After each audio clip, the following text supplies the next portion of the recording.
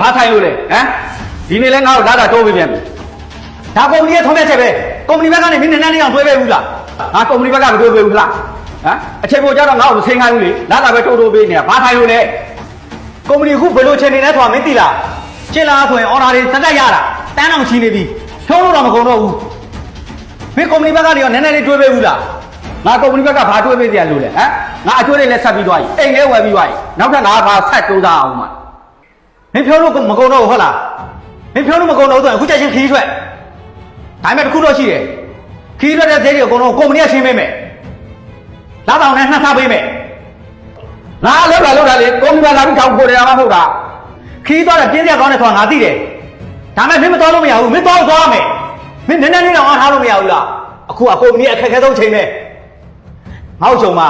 ဒီအချိန်လေးနည်းနည်းပြီးသွားတာနဲ့နောက်ဝင်ရဖို့ဆိုတာမလွယ်တော့ဘူးခရိုင်းစကားကြီးဆက်ပြောကျွန်တော်လုံးမလုံးတော့ဘူးဗျာဒီမှာအဲ့ဒါတွေမင်းတို့လက်ဆောင်ရှင်းတကောက်ကယူပြီးပြီလေဒါကအတိတကယ်ပါပဲကွာကြိုက်လားကြိုက်တယ်သွားဒင်းသားတော့မြန်မြန်ရုံးစင်းတော့သွားပြီ